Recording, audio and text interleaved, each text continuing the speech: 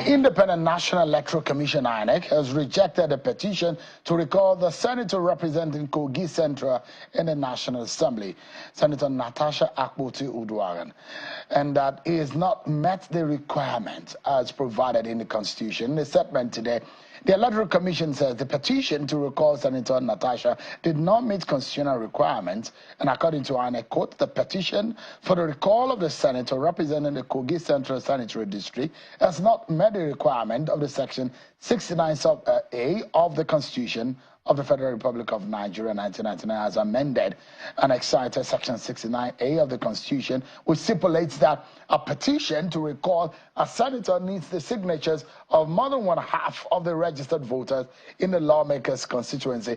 It went further to say that the total number of registered voters in the Kogi Central Sanitary District is put at 474,554.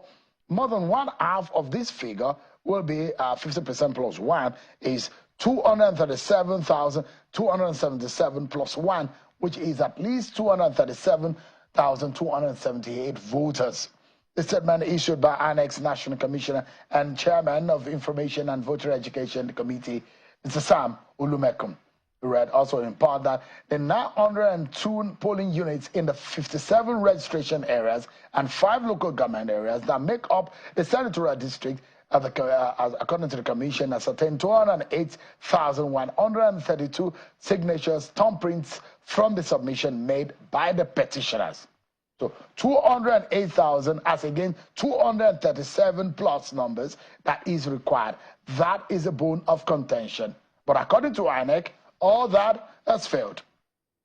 Now, what does the Constitution say? We've tried to break it down for you right here on Channels Television, and we've broken it down into 3 stages. The first one is for you to be able to collate the signatures as provided by Section 69, subsection A, which says that it has to be about 1/2 of it. Now, the second layer is whether or not those submissions and those petitions and the signatures meet the requirement as stipulated in the guidelines of INEC, which says that those signatures have to be confirmed. If that also meets up with the standard and INEC confirms it, then the third layer is a referendum. The referendum then ascertains when it is confirmed, the senator or the lawmaker in the House of Representatives stands called. Tonight I have on the program Senator Natasha Akpoti-Uduaghan. She's live for us here in the studio. Thank you so much, Senator, for joining us tonight. Thanks, Sean, and good evening, Nigerians. Yeah. Did you watch that interview with Ken Okolubu? Not really. I try to avoid negative news. We'll get to that because he raised some substantial issues. We're speaking on behalf of Senator Godswill Akpabio, and I was looking back into my questions now and some of the issues that he has raised. But, well, how's the journey been? Tumultuous, isn't it? I saw you. The idea of the helicopter, where did that idea come from anyways? Sean, first let me start from the very beginning. Let me start by appreciating God for his grace, my husband for his love and support, my children for their sacrifice, my team for their resilience, the team, especially Auntie Obi, Asikulisi, S.A. and Femi Falana, Kadraya Ahmed, and many others. And also the good people of Nigeria, especially my constituents. I just thank God for the love I've received so far, support, the prayers. I think have kept me strong. And now back to the helicopter. That was my husband's idea. It was a last-minute thing. We wanted to celebrate Easter Salah with my constituents, which I always do. Even before I became a senator, you know, I usually send down some materials and some grains for them to share. And the last few days of Salah, I do spend with them. But in the wake of events, I couldn't go earlier. But I said, you know what, this very last day of the holiday, I should be with them. And then we sent out notifications.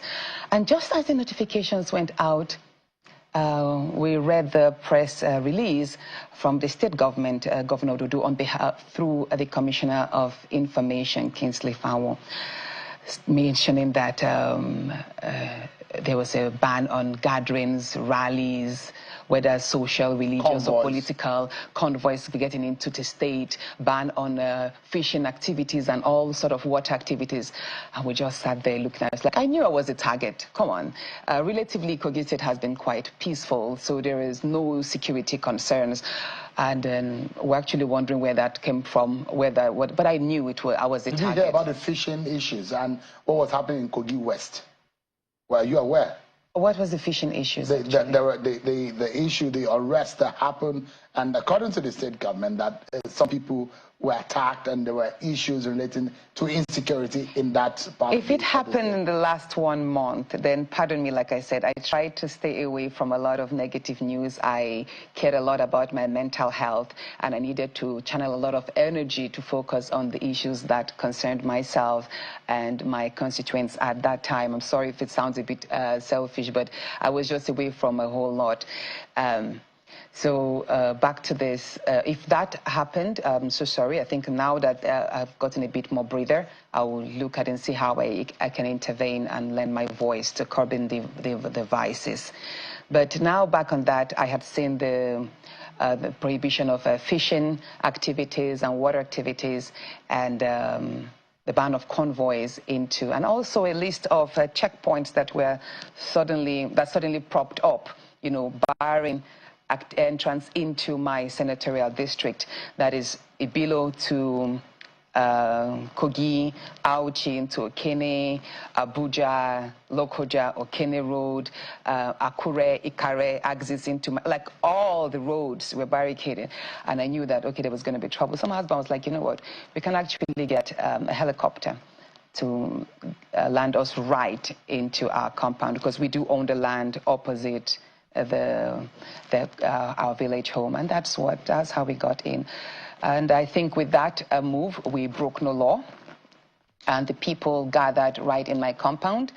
The road you see us walking through, I constructed that road, so that's not the government road or facility, so I broke no law. I'm a good citizen of Nigeria, a law-abiding one at that. I'm sure you can attest to me. So now, the big question here is, part of the ban, or part of the governor's order is there should not be any kind of gathering, public gathering. But the government has said that is a public gathering. Any gathering that's more than 2, 3, 4, 5 people, that doesn't look like a Salah celebration of any sort. Well, that's a private gathering. It depends on the popularity of the individual. That's how my people gather for me every time I'm home. So that's it. I don't know what his definition of public gathering is, but to me, that's not a public space. That's not a community hall. That's my compound. The whole area you see there, it's owned by me. And that's where people gathered. And that's what I usually have. You're worried about the threats that the government says could happen. The threat of the insecurity threat. Are you not bothered about that? My people are very peaceful, and I've always preached peace. Let me say this. Everyone knows that the Bira person, we are very assertive. We're so assertive that it might come up as if we're stubborn, but we aren't. We do not like being cheated. And I tell you, it took a whole lot for me to speak calm to my people in the past 1 month so that they will not react to my suspension or to the harassment claim, because they were very upset when I came up on Arise Them to narrate the challenges I had to face in the Senate the past 1 year.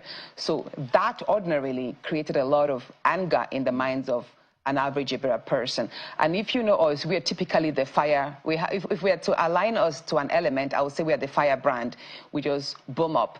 So I had to preach calm to them. I've told them to be law-abiding citizens, not to take law into their hands. And believe me, if you know the history of my people, you actually appreciate the fact that they have remained peaceful.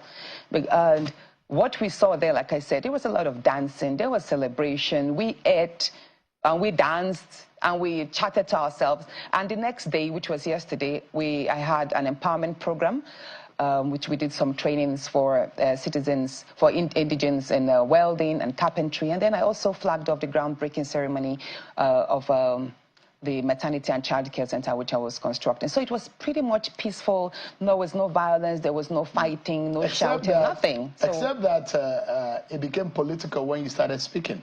I'm a politician. No, let me rephrase. I'm a political reformer. I like to be called a political reformer. And I'm a serving senator. The fact that I'm suspended illegally does not remove my legitimacy as a senator. I remain a senator. And at every gathering, I owe my people a duty to educate them on politics and their expectations with regards to the situations we faced, which was the recall. Mind you, ever since should I say crisis or challenges started, I've not had a chance to explain to them. I wanted to speak to them through the local radio, but then I thought, you know what, let me keep that, meet with them and explain to them face to face. I owe it to my people. That is what a responsible leader will do. They had a lot of questions. They wanted to know, they wanted to hear from me what exactly was I going through, how serious was that, what are they supposed to do? They knew about the fake recall. They all heard about it, and they were really angered. So I had to educate them on that. So that was... so the point the question I'm trying to ask you is, at what point do you think you may have crossed the line? Because what the government says you should not do is political gathering. At the moment when you started addressing the crowd and you were talking politics, don't you think, you're a lawyer, don't you think you've crossed the line? No, like I said, I did not cross any line. Politics is a way of life. You are not a politician, but we are discussing politics here. Does it mean you have also crossed the line virtually, since we are discussing what happened in Kogi State? No. As a politician, even if I wasn't a politician, the atmosphere was tensed because of the political situations around. And it was like, believe me, even if it wasn't in my home, at every gathering, marketplaces, religious homes, schools, that discussion, Natasha's recall, Senator Natasha's suspension, was a burning topic in every home. So, I mean, there was no law broken, and I don't think the state governor has the right to dictate what I speak and how I communicate to my people and determine the nature of our conversations. That's wrong. I'm not sure you have any grievance or any issues with Governor Ododo. I think both of you are cool, isn't it? Well, to a large extent, I thought we were cool until he took heed of ex-governor Yahaya Bello's request, which was to align with my recall. I was actually surprised at that. And if you watched my speech at my hometown, I did mention that the Senate President Godswill Akpabio first called on Governor Ododo to commence my recall, but he turned that down. And later on, 2 days after, on the 14th day of March, 2025 this year, Godswill Akpabio called on Yahaya Bello to commence my recall. And what did Yahaya Bello do? He tasked Ododo, and Ododo could not say no. So he went on. The petitions, the primary petitioners, the 14 of them that submitted the first cover letter, were all signed by special advisors to Ododo himself. So they were all APCs. You think you're inferring that the governor may have had a hand in your recall? Oh, he has a hand. He gave approval. They're all his staff. All of them. Governor Ododo is the APC leader in the state. And for about 4 of the signatures there, the primary signatures supporting the first petition, the cover letter, were all his staff. Let me ask you. They're all his aides. You said the Senate President Godswill Akpabio, allegedly, according to you, called Governor Ododo, called Yahaya Bello, but I mean, you were not there when these calls came, and those who say it is spurious as far as if you cannot have evidence on the call log on the moment they call, and you were not in the room when the call was being placed. You know, there's nothing that happens around the Senate that one does not get to know, either immediately or the day after, even or if they lie to you. No, you have a way of verifying. I don't deal with just rumors. I make sure I verify. and I do have my primary sources. And the moment I got to know about it, it was actually about 10 p.m. or so when Senator Asukwo drove him from Hilton Hotel to Godswill Akpabio's residence, and that's where the meeting held. And immediately after that, I called on the press. I'm not sure if I called you, but I know I spoke to the correspondent from about 3 newspapers, Guardian, Punch, and others. And I told them, even Premium Times, I think, and I was like, look, this is it. There's a plan to recall me. Why don't you put it out there?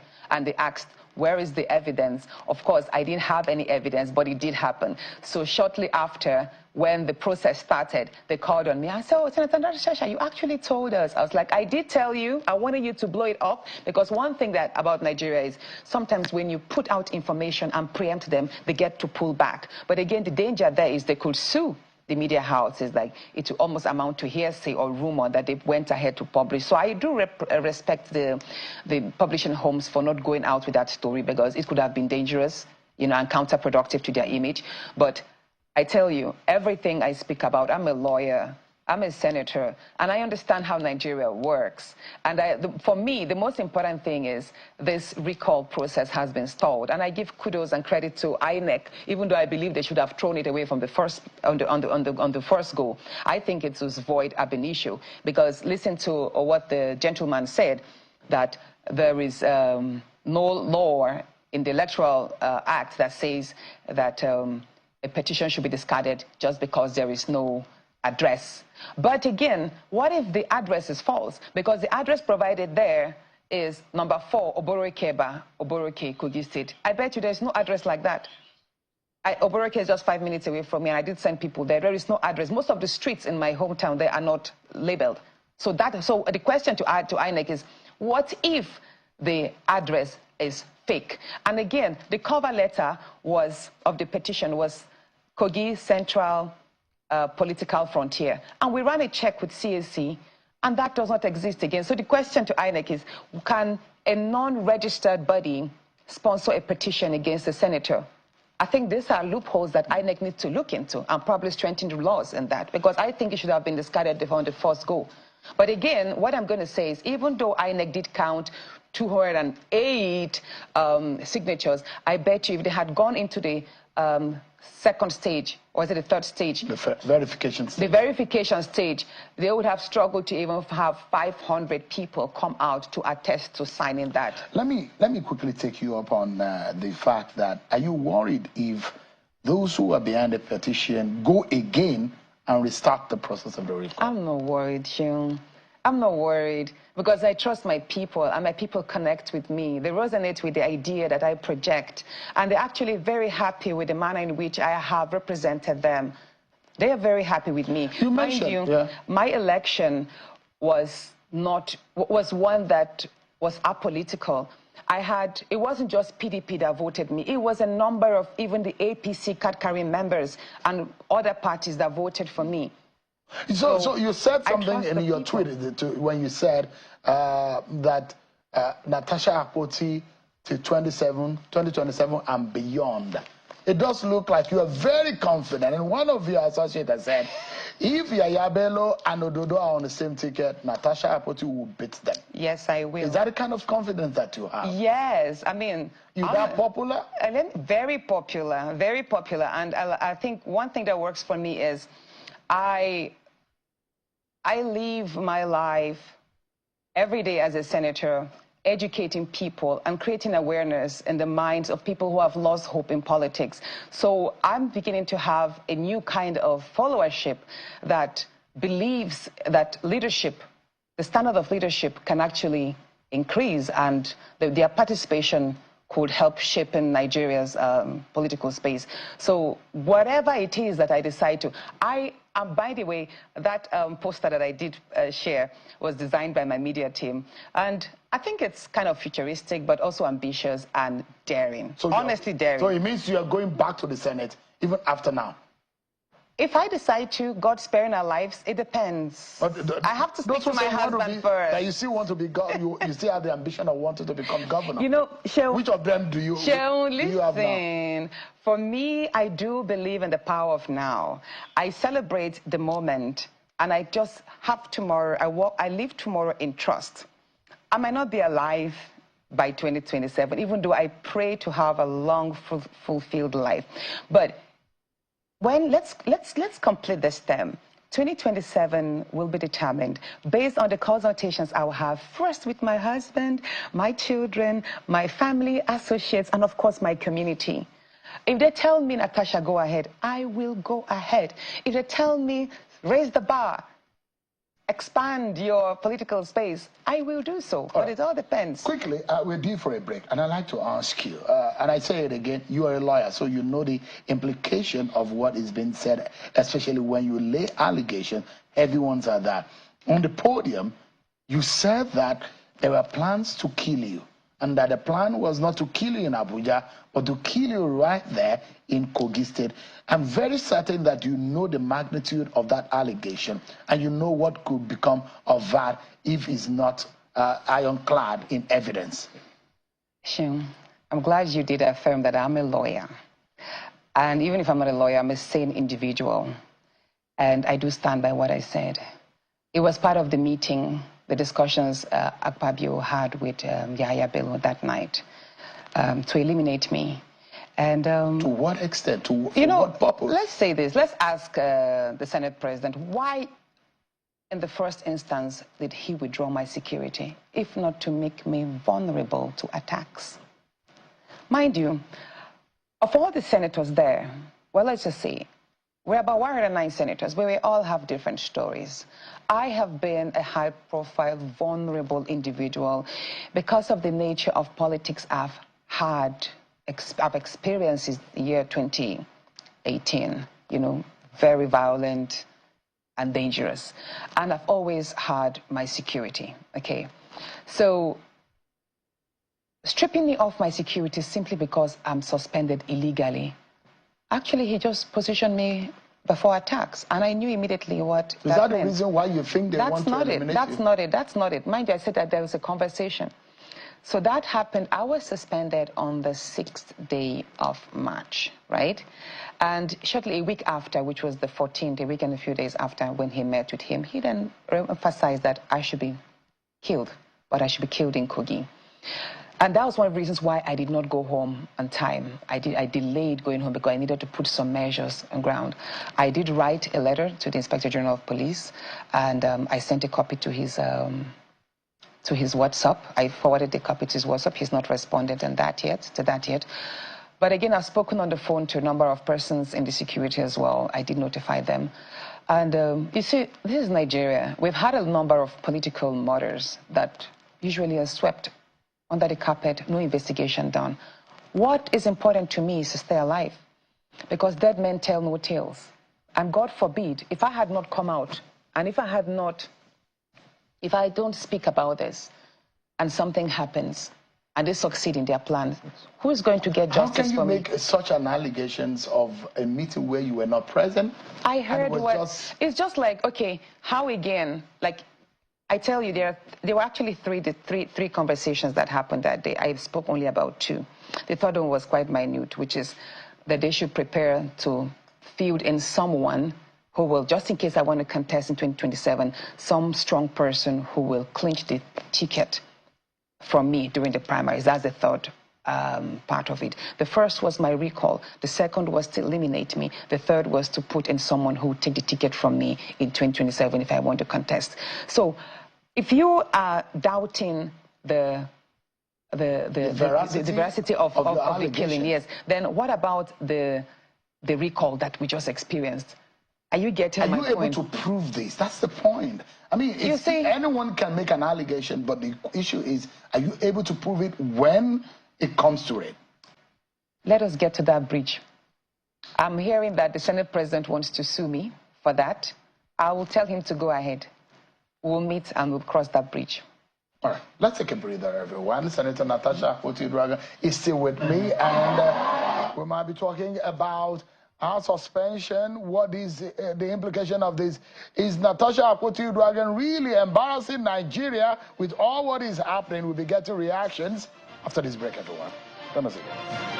Thank you so much, everyone, for staying with us. Senator Natasha Akpoti-Uduaghan has been speaking with us after our recall failed. You've been laying a lot of allegations against Senator Godswill Akpabio, and one of those, things that you've said is that he withdrew your security. But he's not the IG. He's not the one in charge of police. He's not the one in charge of security. It was one of the conditions of my attached to my recall. You know, there are about 6 of them. The first is I should be suspended for 6 months. Second is the window of pardon if I tender a written apology. The third, I think, was I shouldn't be available. I shouldn't be seen near the vicinity of the National Assembly. Then fourth is my staff should their salaries and allowances should not be paid. Then my salary should not. And the last is also my security should be recalled. And the other is I should cease to present myself as a senator nationally and internationally. So yeah, he did mention that, and actually my security was recalled. The next day, 2 days after, my security was recalled. So you think he's behind, even though it doesn't look like he's the one who apportioned security? Well, whatever is being determined on the floor of the chambers is just like a law. It's binding. So he probably instructed the clerk of the National Assembly to communicate with the Inspector General of Police office, and they did recall my security 2 days after my suspension. I'd like to know, why did you raise the issue of sexual didn't you raise the issue of sexual harassment on the floor? How do you mean? I should have just mentioned it on the floor? I'm asking because, you know, the issue of your seat was the contention when that altercation happened. But when you went on television, you raised the issue of sexual harassment. So I'm just curious, though, why didn't you raise it on the floor? Okay, Sharon, you know, I had told you I didn't want to go in details into the sexual harassment part because, you know, there's been a whole lot of conversation, but I will touch a bit of it. The issue of my seat, me refusing to move to the seat, was born because I perceived that as a result of the malice I have suffered from the Senate President, one of many that I've suffered over the past 1 year. And I knew that it was coming from a point of anger and hate from the Senate President. And he decided to move me from my seat in order to kill my visibility. He moved me to a far corner near where the chamber staff sat. And that place, the cameras hardly get there. So I knew that it was a tactic that he was deploying to kill my visibility in chambers. And I know that he did not follow the normal process because I ought to have been notified by the clerk of the National Assembly. Now, before where I sat, where used to be my seat in these new chambers, we were all notified 4 days before then. And I do have the notification where it's like a little chat and every senator's name is written in their boxes. So you get to see your allocated seat. And then senators are given a chance to argue and say, you know what, I don't want to sit here, move me to this place. They could have one reason or the other, it could, you know, and they were given a chance to argue. I wasn't even given a chance. I wasn't even notified. Thereabout that seats were changed. Well, so you were not the only one. If there are 10 of us that our seats were changed, I was the one that was moved to the worst part, while others were moved to my own seat, which was they progressed while I regressed in position. Do you understand? So I believe that I was the main target, while others were just made to seem as if we were filling in seats. Now, the excuse he gave, or they were saying, was that because Senator Ned Walker and someone else decamped.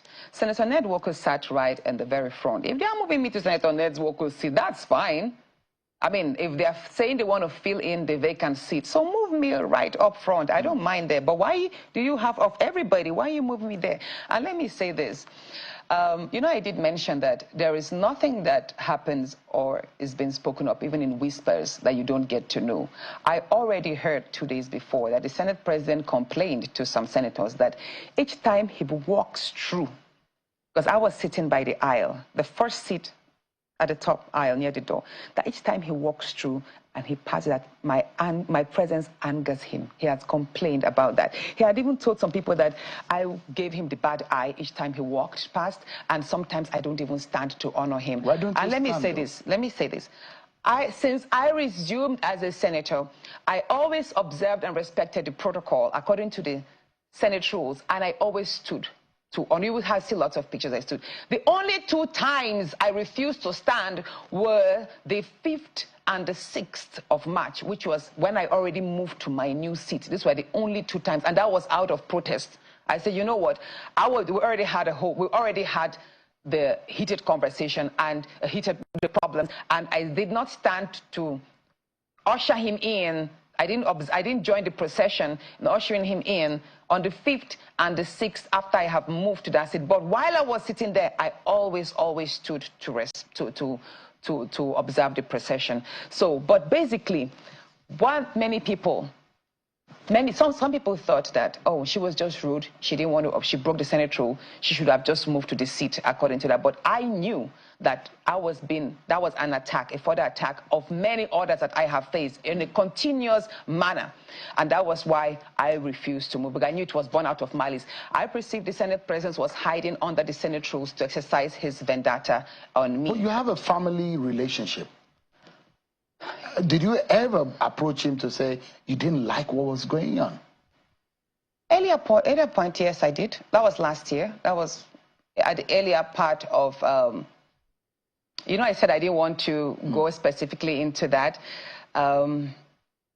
But when the whole relationship started, when I started rejecting the advances, and I experienced the hostility, you know, I did mention a number of times to my husband, who would then speak to him.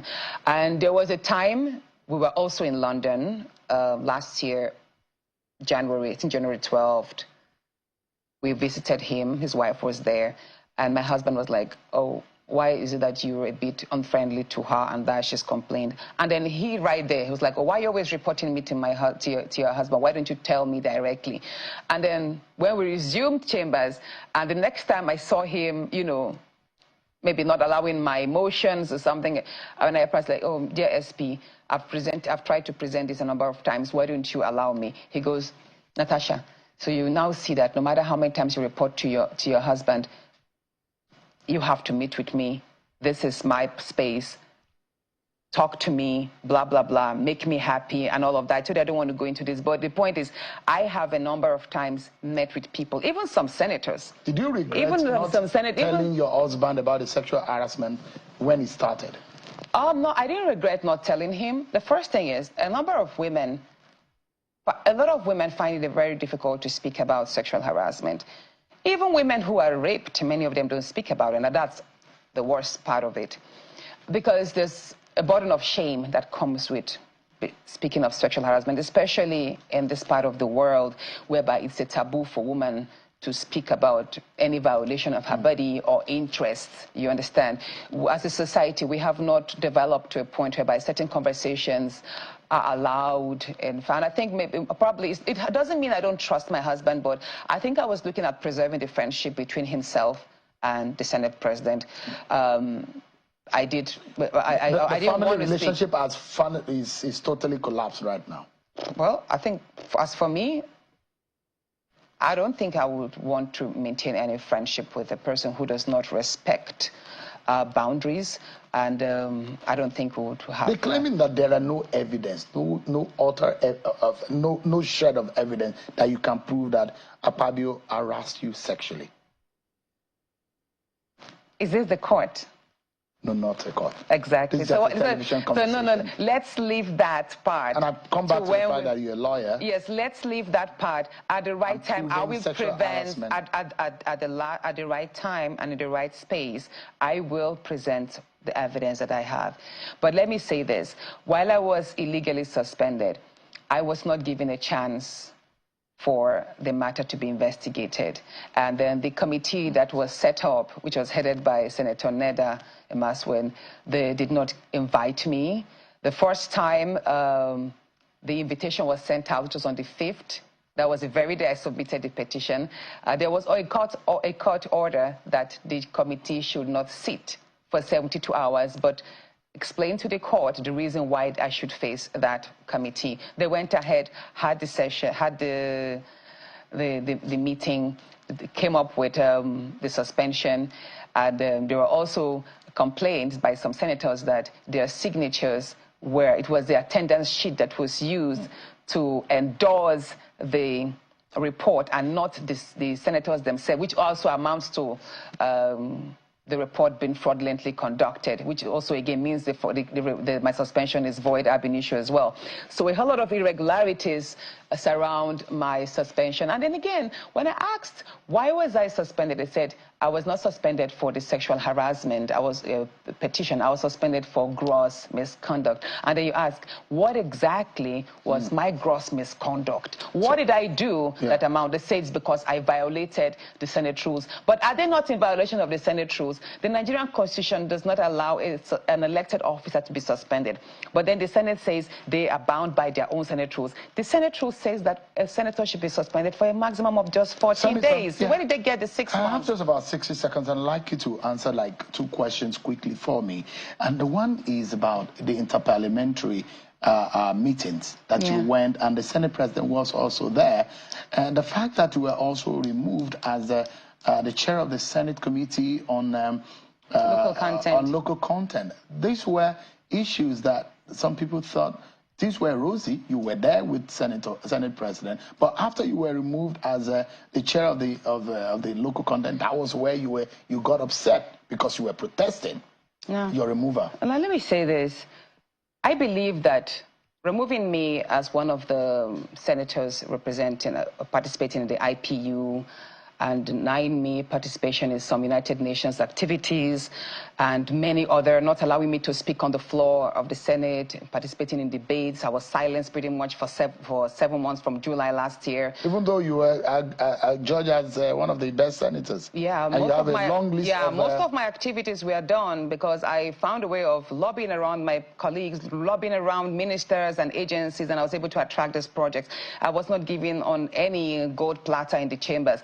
So removing me as a chairperson committee on local content and all of these other things were just, like I said, a lot of malice. It got to a point whereby he didn't want me to thrive. He was frustrating me and trying to break me down, so I will succumb and fall into his whims.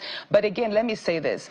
The reason why I speak about the sexual harassment is because a lot of women do suffer. It's a very common societal vice that many people don't speak about it. And I hope to be a voice and give courage to many women, not only in schools, but in corporate arena, in political spaces, so that women in Nigeria will have safe spaces to be able to thrive. Say you are embarrassing the nation. I'm not embarrassing the nation. I'm just bringing awareness so that there can be better reforms and women like my daughters will feel safer. Senator, we're going to go. If there's someone who can resolve this politically out of the court, who would that be? I haven't thought about that, but if there is... Would you like this to be resolved politically out of the court? It depends. This to be settled? It all depends. Let me tell you, when I spoke up about sexual harassment, I was not seeking financial compensation. I just wanted to put out my story and have the Senate President leave me alone so I could walk. That was all I wanted. Senator, we are on the top of the hour, totally out of line. I have really got, but thank you so much. Thank you so much. Natasha Akpoti-Uduaghan. And I'm going to tell people, stand up to bullies. Find the courage to speak your truth. Thank you so much indeed. Thank you. That's our show for tonight. And thanks for watching. I'm sure Kimale. God bless Nigeria.